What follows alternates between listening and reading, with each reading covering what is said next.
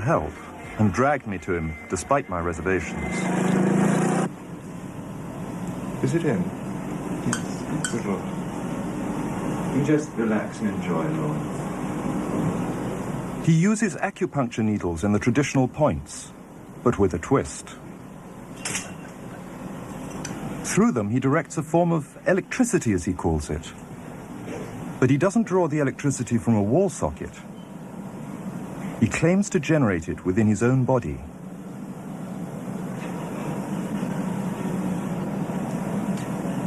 It was nothing like any acupuncture I'd ever had. I was getting really powerful electric shocks and couldn't control my movements at all.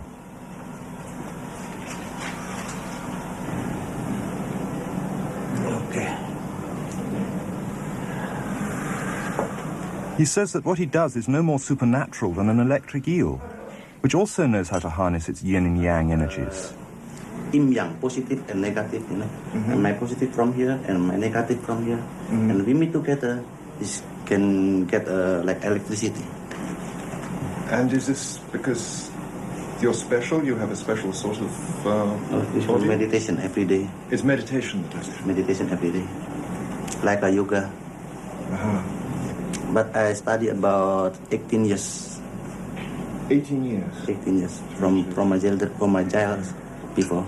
Can you project this energy through your hands only or through other things as well? Only my hand. Only your hands. Like you can touch me, like this. It's nothing, okay? It's my burn. Just like this. Our sound recordist, Simi, was skeptical at first.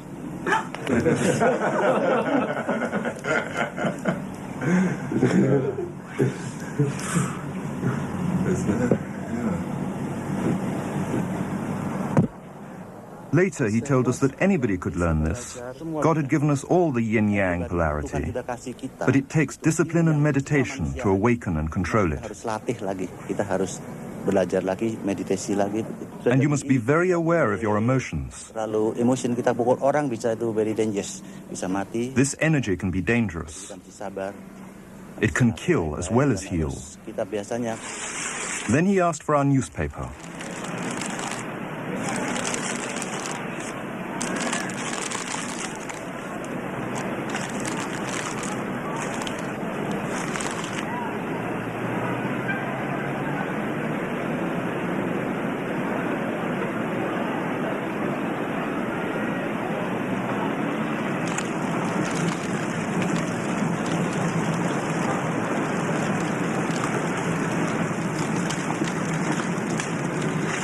Whatever he had done to our newspaper, it's how he'd healed my eyes that made me wonder.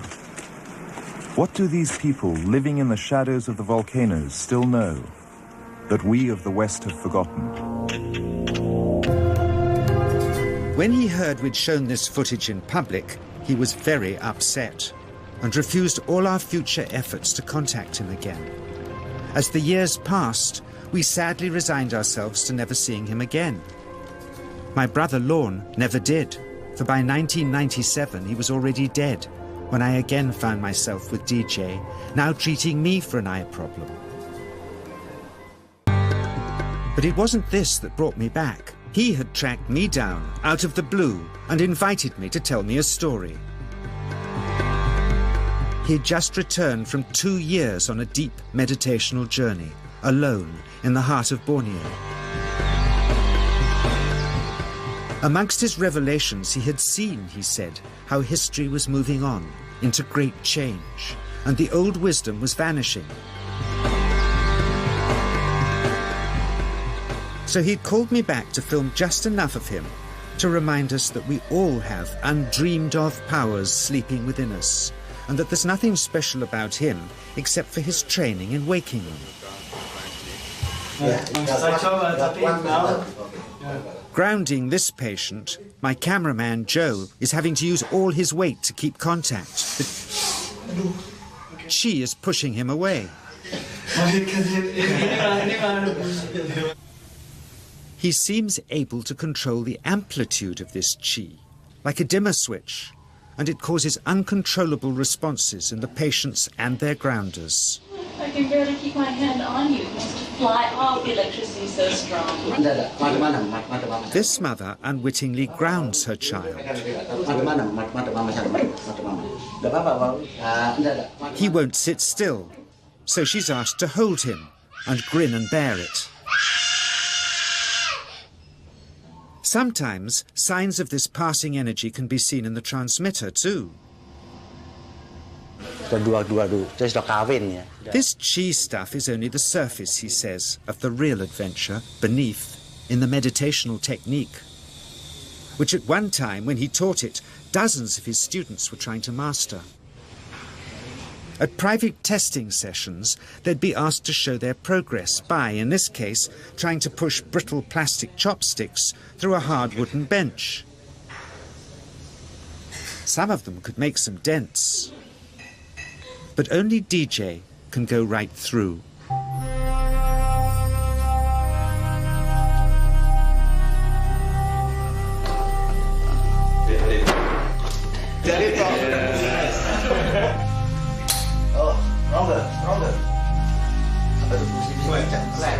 An easier test of projecting chi through the palm of the hand, he says, is by smashing the contents out of an unopened bottle. Yes, sir.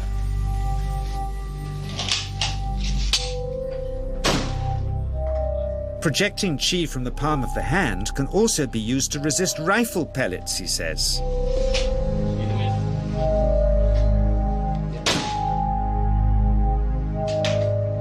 First, you learn to distinguish between yin and yang chi in your body. Then how to pool it in your navel chakra. Then how to project it, he says. And it's the proportionate mixture between yin and yang which accounts for different effects, like pulling or pushing objects or igniting them. Then he gets really strange. He says that mastering yin chi is the key to the spirit world. There's a long tradition of Indonesian krisis being possessed by spirits. So people bring him their krisis to see if they're duds. Here, he says, he doesn't manipulate matter by projecting mixtures of yin and yang chi. He merely creates a field of yin energy in which, he says, if there's a spirit, it can manifest itself.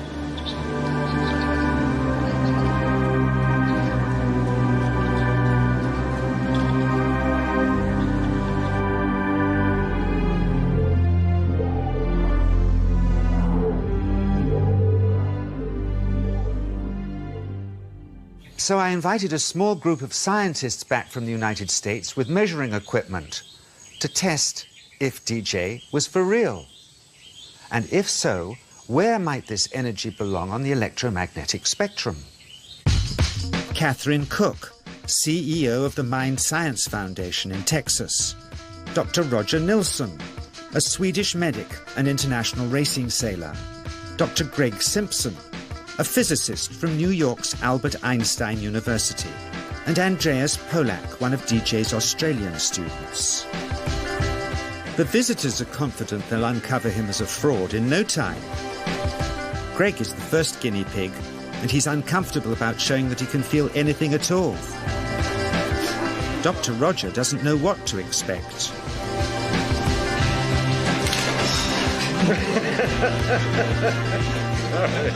Out comes the metal detector, like the things they use in airports, to see if he has any concealed metal in his body. Then the voltmeter, to try and measure the chi. But how to get it to work? Where's the ground? What settings? DJ suggests that as his negative is his perineum, and his positive is his navel chakra, perhaps that's where the electrode should be attached. He doesn't stand on his dignity. He's eager to help, but still no readings. They're getting shocks off his arm, and now they're on the right settings, but the needle still isn't moving. DJ says it isn't electricity, it's chi. It's 1, 2, up. I feel it in my whole body. I feel it at 3, 0.3. I feel it in my legs. Shit. But suspecting there's some tricky setup on his premises they can't find, they insist we all go to a randomly chosen hotel room several miles away to see if he can light a light bulb with his fingers. It doesn't ground on the wall. So Greg holds and grounds one wire, while DJ pumps qi through the other. The bulbs are LEDs, light-emitting diodes, which ignite in different colors according to the intensity of current. Yes. On, off, on. Brilliant. Oh, you're blinking. Things were going well. DJ was enjoying it too, until he invited us all out to lunch at his local, where he tried to push a chopstick through the table. He couldn't get it through the Formica surface, so he came up through an inch of wood from underneath.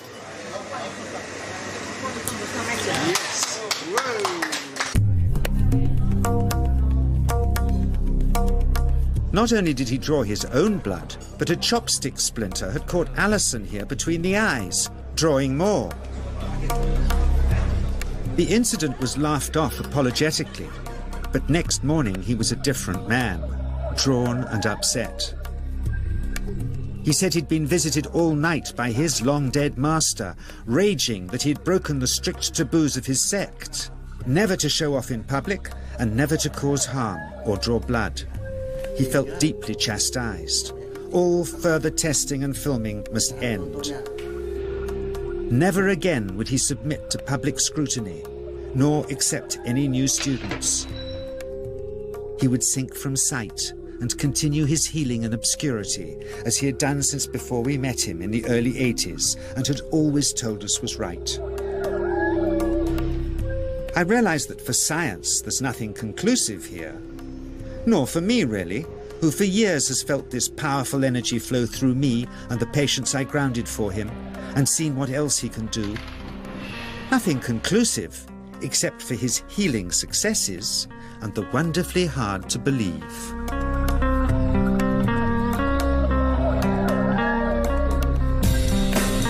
Is this just the tip of the iceberg of powers we've always dreamed we possessed hidden within us? When we look for ourselves, is it somewhere here? We're always looking for us in other things, in the world of nature outside us. It may not be out there after all, but in the nature of belief. What it's possible to believe and see about who we may be. In the lives of the still living apes who walk like us and talk like us and are closer than we suppose. In the gibbons which swing and sing.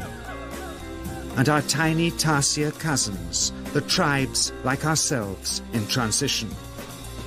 To hints of extraordinary powers we've always suspected we had, suggesting our range is beyond what we yet dare to believe.